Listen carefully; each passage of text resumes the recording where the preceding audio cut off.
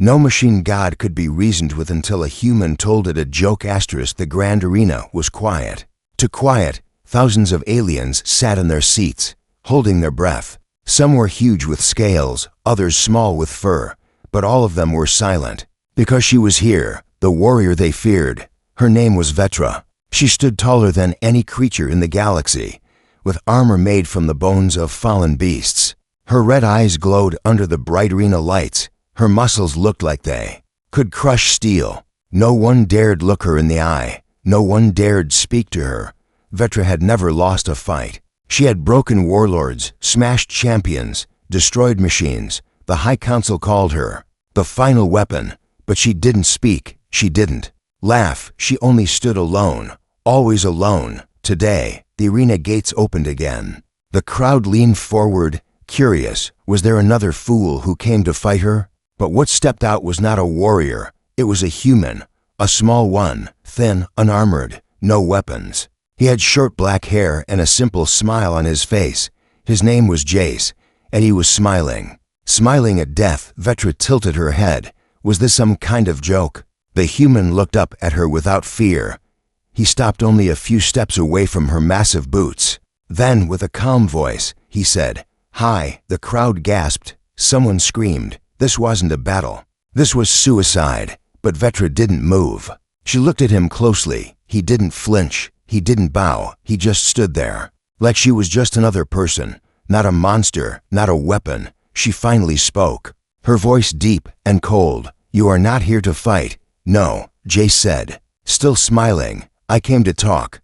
"Why?" she asked, her voice like thunder. "Because I think you're not what they say." He replied, "I think you're more than a weapon." Something in Vetra's chest shifted, something old, something buried. No one had said that to her before. Not once. "Do you know what I've done?" she asked. "I've seen the videos." Jace answered, "You broke the champion of Dranik into hits." "I remember," she said. "But I've also seen how you walk alone after every fight. You don't cheer, you don't raise your arms, you don't even smile." Vetra's fists clenched. The human was looking at her too closely, but he wasn't wrong. She didn't enjoy the fights. She never had. "I was made to fight," she said.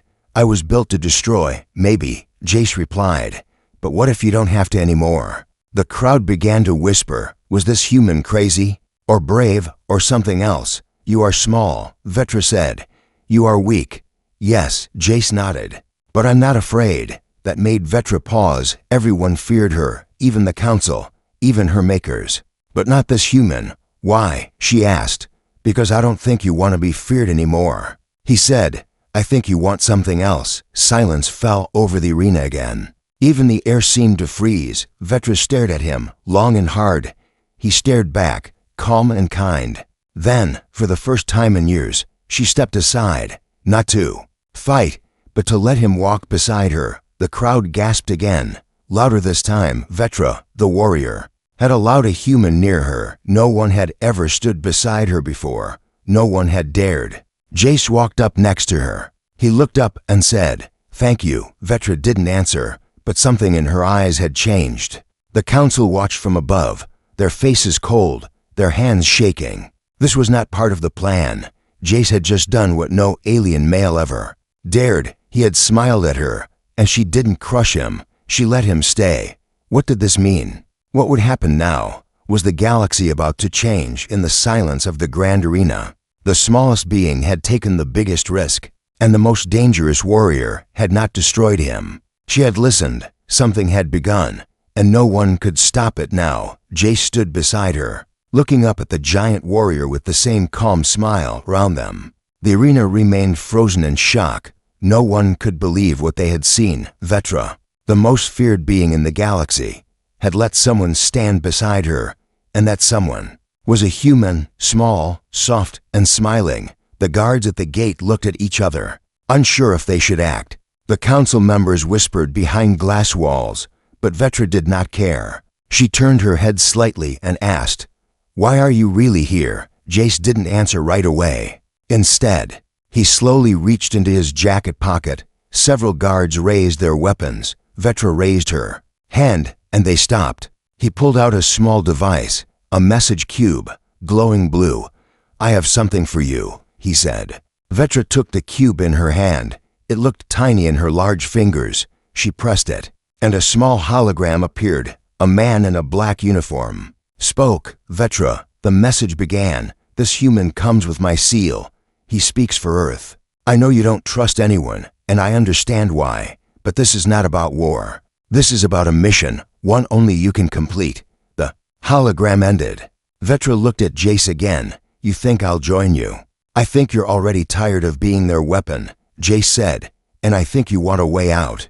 She didn't reply. Instead, she walked forward, slow and heavy. Jace followed. Still calm, the guards moved out of the way, confused and afraid. Vetra entered the hall beneath the arena. No one stopped her. When they reached the empty corridor, she turned suddenly. Her eyes locked on his. You could have died, she said, easily. He answered, then why? Because you're not a monster, Jace said. You're a prisoner. The words hit her like a quiet thunder. No one had called her that before. Not even she had thought of herself that way. Jace leaned against the wall, still watching her.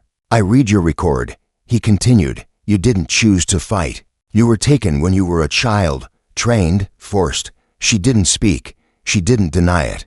The council uses you, Jace said, but you're smarter than they think. You know they fear you, right? She gave a small nod. They smile with their mouths, but not with their eyes. He laughed softly. That's how you know who your enemy is. Vetra looked down at him, her expression unreadable. She had crushed bones for less, but she found herself listening. This human was not like the others. What is the mission? She finally asked. There's something happening in the outer rim, Jace explained. Ships disappearing. Bases going silent. Earth tried to send scouts, but none came back. Why me? She asked. Because you're the only one who can survive. What's out there? And maybe, Jace added, you deserve to be more than what they made you. For a moment, there was silence again. She stared at the walls, at the shadows. So many years spent fighting, killing, surviving. No one had ever offered her a choice. Now a human, someone weaker. Then the weakest warrior here stood in front of her and offered something dangerous. Freedom, I'll go, she said at last, but not because of your speech. Then why? He asked. Because I'm tired of being their beast. Jace nodded. That's enough. They walked through the tunnels of the arena, past guards, who didn't dare speak. The doors opened into a landing bay. His small ship was waiting. Blinking lights, engines ready. As they entered, a voice came from the comms. Unauthorized exit detected. Do not leave the arena. Vetra sat in the co-pilot's seat. She pressed a button and spoke into the mic. Try and stop me. The ship rose, engines howling. Guards scrambled below, weapons pointing up. But no one fired. Not yet. Jace smiled again as they broke through. The station's shield, still not afraid? Vetra asked. He shrugged. I'm just glad you didn't crush me. She looked out the window. The stars ahead were wide, dark and dangerous, but for the first time, she wasn't facing them alone. Behind them, the council watched in silence, anger in their eyes, fear in their hearts. The human had done something they never expected. He smiled at death, and death smiled back. The stars were quiet, but the silence was not peaceful. Out here, between systems, the galaxy held its breath. The ship moved through deep space like a whisper, small and fast. Inside, Vetra sat still, eyes locked on the screen. Beside her, Jace hummed softly, tapping a finger on the console. She didn't understand him. He had no fear, no armor, no weapons, and yet, somehow, he had walked into the arena and walked out beside her. Now he sat inches away, as if sharing a ship with a monster was normal. Maybe he really was insane. Destination in 10 minutes, he said casually. Vetra's eyes narrowed. What exactly is this place? Jace pulled up a map, showing a frozen moon circling a dying planet. This is Icaron 4, he said. A research station was built here 50 years ago. They studied subspace echoes signals from beyond our galaxy. Why is it abandoned? She asked. Jace didn't answer right away. He zoomed in on the image, showing twisted towers, broken walkways, frozen wreckage. Everyone vanished. He said quietly, no distress call, no bodies, just silence. And you want us to go there? Vetra asked. He looked at her and smiled. I don't want to. He said, I need to. She didn't like vague answers. Her life had been filled with orders and targets, not riddles and guesses. But this was different now. She had chosen this path. Even if it made her uncomfortable, as they approached the moon, the ship began to shake. Magnetic fields still active, Jace muttered, adjusting the controls. Whatever tech they used down there is still alive. They landed hard on the frozen surface, ice cracked under the ship's feet. The wind howled like a beast. Vetra stepped out first, her massive frame cutting through the storm. Jace followed, pulling a small scanner from his jacket. The research base loomed ahead. Half buried in snow, steel walls rusted by time, doors broken or frozen shut. Vetra punched one of them open without effort. Inside, it was colder, darker, and very quiet. They moved through long hallways filled with shattered glass and frozen computers. Something scratched the walls, just out of sight. Jace paused, eyes scanning. "Did you hear that?" he asked. "Yes," Vetra said, her hand ready to strike, "but I don't see it." Lights flickered above them. A shadow moved fast around the corner. Too fast, not natural. They followed carefully. In the center of the base was a large lab. On the floor, in ice, was a symbol etched deep, glowing red. Vetra frowned. "That's not science, no," Jace agreed. "That's something else." Suddenly, the scanners beeped loudly. Energy spikes, movement, dozens of signals everywhere. Then the lights shut off. Everything went dark. Something moved in the black, fast, crawling, whispering. Vetra reached out, grabbing Jace and pulling him close. From the shadows came the sound of breathing. Not hers, not his, something else. A glowing figure stepped into view. Its face smooth, its eyes like burning holes. It didn't speak, but its head tilted at Vetra. Then it looked at Jace. "Do you know what that is?" she asked. Jace nodded slowly. "I was hoping we wouldn't find one." The figure moved closer. Silent as death, Jace whispered, "It's called an echo, a memory left behind when something breaks the rules of space. It's not alive, but it thinks it is." The echo raised a hand, and the room shook. Screams echoed from faraway old voices. "Trapped in time," Vetra growled, stepped forward and smashed the floor with her fist. The shockwave pushed the echo back. "Just enough. Run," she shouted. But Jace didn't run. He placed something on the ground, a pulse beacon, then grabbed her arm. Now, they raced back through the hallway as the beacon pulsed blue light behind them. The echo screamed, a sound like breaking glass. Doors slammed, ice cracked, and the ground began to shake. Back in the ship, they launched into the sky just as the lab exploded below. A burst of red energy ripped through the snowstorm, chasing them. But they escaped, barely, inside the ship.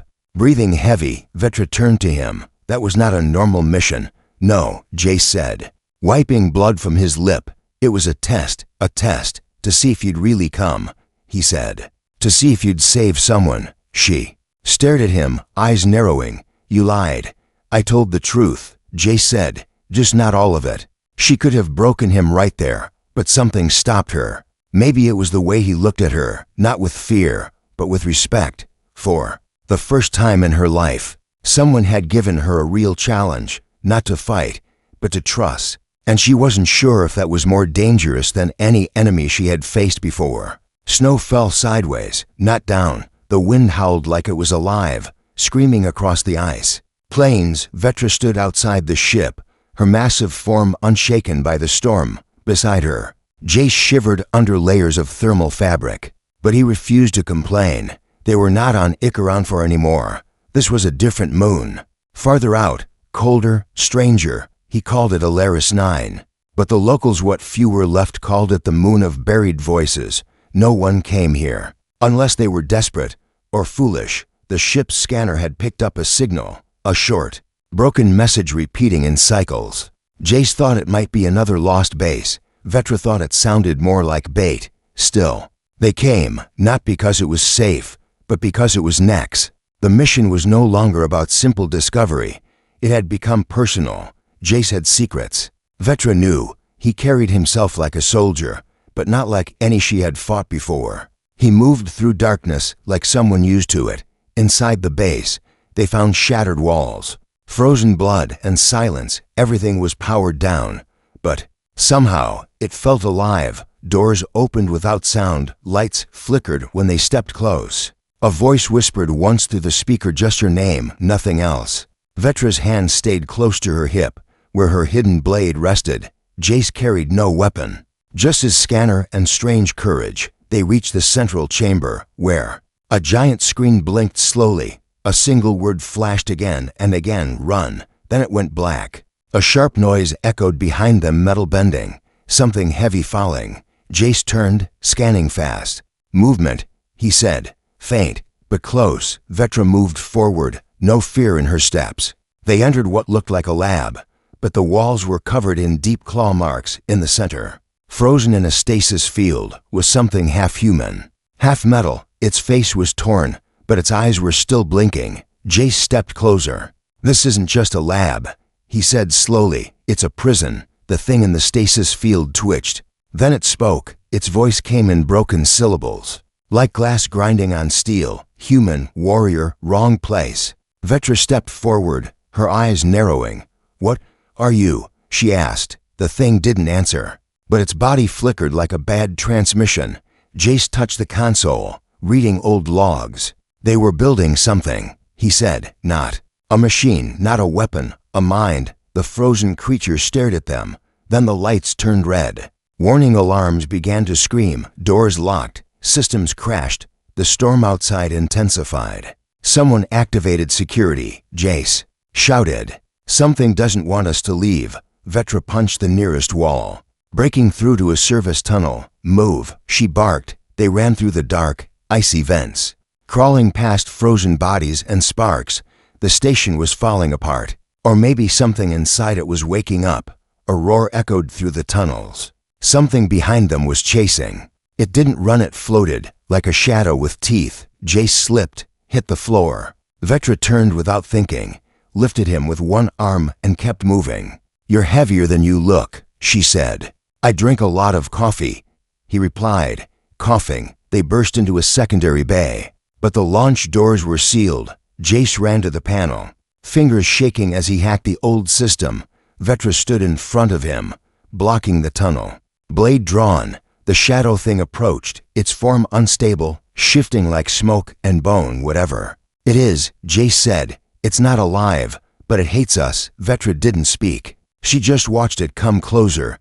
Then, with a deep growl, she charged. The fight was violent and fast. The shadow moved like lightning, striking with claws made of cold energy. But Vetra was faster. She struck it in the core, again and again, even as it screamed in her mind. Jace got the doors open. "Now," he yelled. Vetra turned, limping, smoke rising from her armor. They jumped aboard the ship as the shadow screamed again. The engines roared, and they escaped into the storm. Inside, Vetra collapsed into the co-pilot chair, her chest rising slow and heavy. Jace didn't speak for a long time. Then he whispered, "Whatever that was. It knew your name." She didn't respond, but her hands were shaking, not from pain, from memory. The storm behind them swallowed the station whole, as if it had never been there, as if nothing had ever happened.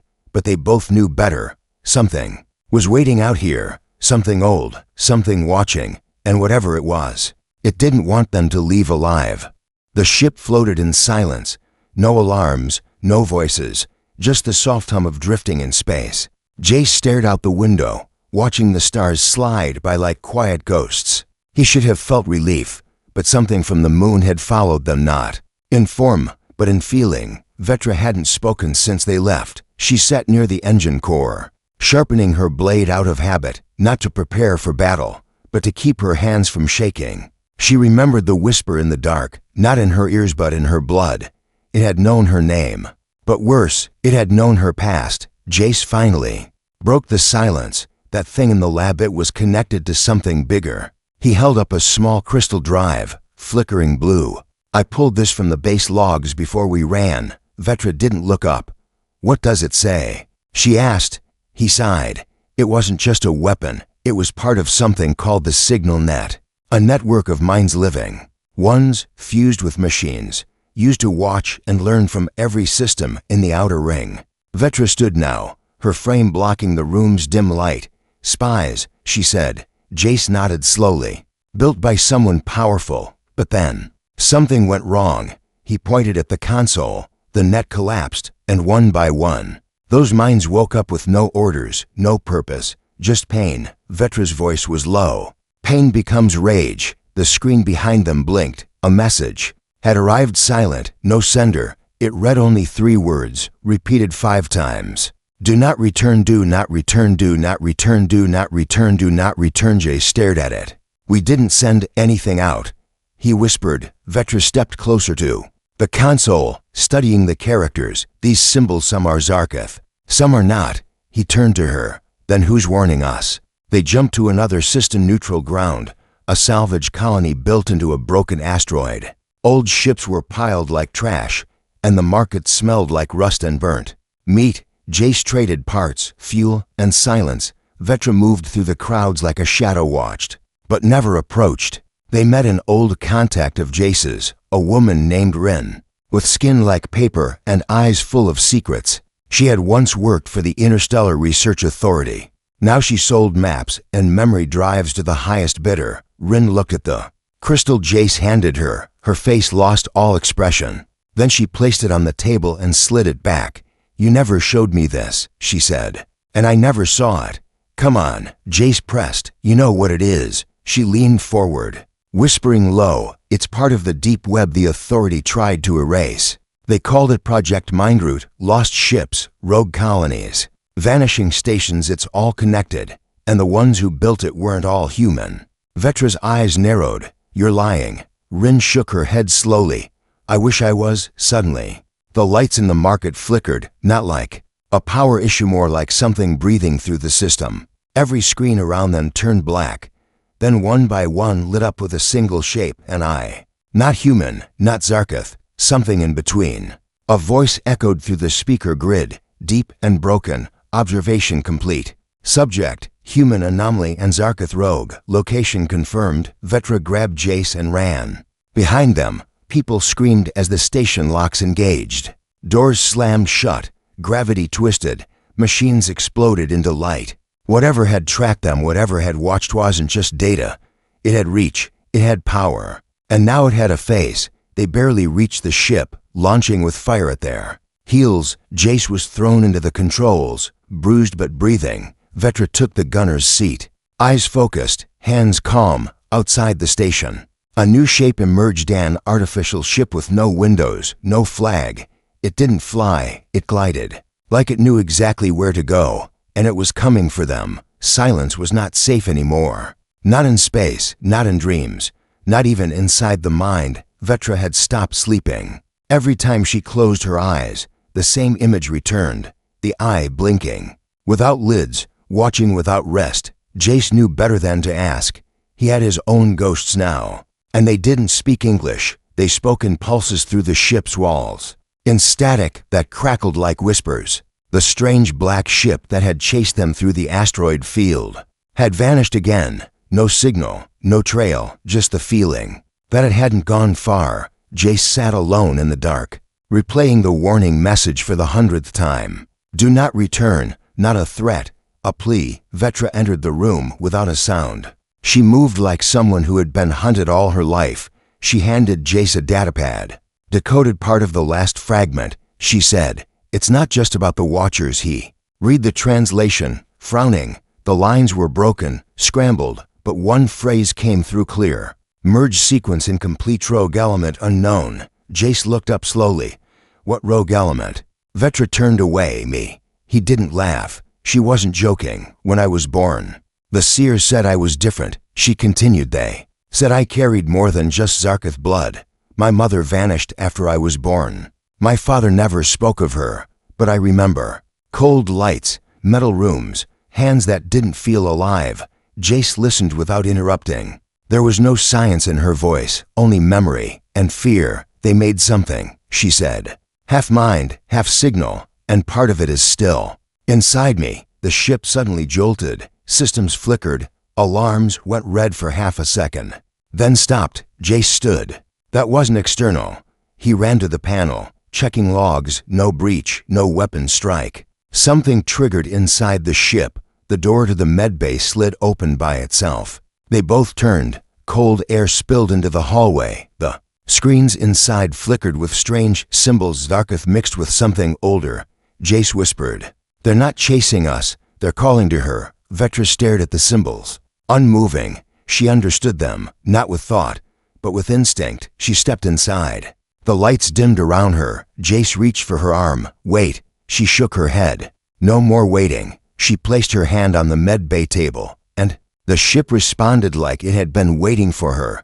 A hidden panel opened beneath the screen, revealing a sphere no larger than a fist. It pulsed with blue light, cold and smooth. Vetra lifted it slowly, and for a second, the entire ship went still, not broken, not powered off, just paused. Then her eyes turned white. Jace shouted, "Vetra!" She didn't move. Then she whispered a word that wasn't in any known language. The sphere melted in her hand like ice, disappearing into her skin. The lights returned. The ship hummed again, but everything felt different. Vetra looked at Jace with clear eyes. "It's awake now," she said. "Whatever was inside me, it's not sleeping anymore." Jace stepped back, unsure what to say, but he didn't see danger in her. He saw something else: strength, clarity, and pain. She placed her hand on the wall. The ship responded instantly, doors unlocking, engines warming. She had become part of the system, or maybe she always was. "We have to go," she said. "There's one place left where they can't reach us." Jace nodded slowly. "Where?" Vetra turned toward the stars. "Home." He frowned. "You mean?" She didn't let him finish. "Yes," she said. "Tarvik Prime." The stars above Tarvik Prime looked the same, but the ground beneath them had changed forever. The moment Vetra stepped onto the soil, the sky shifted. The clouds pulsed with color. Like something ancient had opened its eyes. Jack Carter watched from the ramp of the ship, his heart beating slower than usual, not from calm, but from fear. Not of her, but of what she had become. The silence of the planet was not natural. Animals had vanished, winds had stilled, even the great stones didn't groan as they once did. It felt like the world was holding its breath. Zarketh warriors met them at the old temple gates. They didn't speak, they didn't draw weapons, they only stepped aside for her. The council waited in the stone hall, their cloaks darker than before, their horns freshly sharpened, but they said nothing as Vetra passed. They knew something inside her had changed, something deep and old. She was no longer just a warrior, she was a key. Jack followed closely, his boots echoing behind hers. He didn't trust the quiet. He had seen too many battles that began with silence and ended with screams. At the heart of the temple was a door no one had opened for generations, carved with symbols even the oldest elders feared. Vetra reached out, her hand glowing faintly, and the door slid open without a sound. Inside was not a chamber, it was a void, a space. Outside space, filled with light and memory. Floating in the center was a machine. Round, alive, not humming but breathing. It turned as they stepped in, and a voice echoed across every wall. "You have returned." Jack froze. The voice was the same one they had heard in the lab, on the station in the dark, but here it sounded calm, even sad. Vetra stood tall. "You were broken," she said. "I was made from you."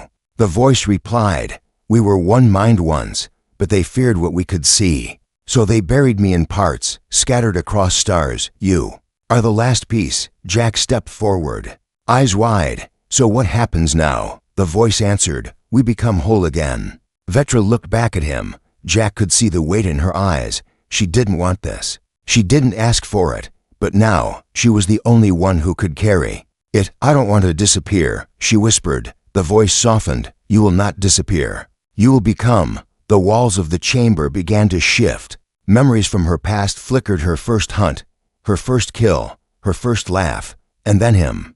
Jack, smiling under a red sky, wounded, stubborn, human. She turned to him, her voice shaking for the first time. "If I merge with this thing," she said, "I may never come back." Jack stepped closer. "I didn't come this far to lose you now," he said. "You're not just Zarketh, and you're not just machine, you're you." She nodded slowly, then reached out. To the machine, light poured into her. Not pain, not fire, just truth. She saw what had come before. The builders, the war, the fear, the split, the silence. She saw the faces of every lost signal, every rogue station, Every haunted moon, and she understood. The machine fell quiet, then dissolved into light, and Vetra stood alone, but not the same. Her body was still hers, but her eyes glowed with knowledge. She looked at Jack, smiling gently. "I remember everything," she said, "but I also remember you, outside." The skies cracked open, not with thunder but with song. The world had accepted her. She was no longer feared. She was followed. Warriors bowed as she passed. Children whispered her name with wonder. The elders said nothing, for even their power had limits. Vetra stood at the edge of the valley with Jack beside her. "Where do we go now?" he asked. She looked to the stars, where we're needed. He smirked. "Together," she nodded. Always, the wind returned to Tarvik Prime. The birds sang again, and far beyond the system. Eyes that had once watched in silence turned away, because now they knew someone was watching back.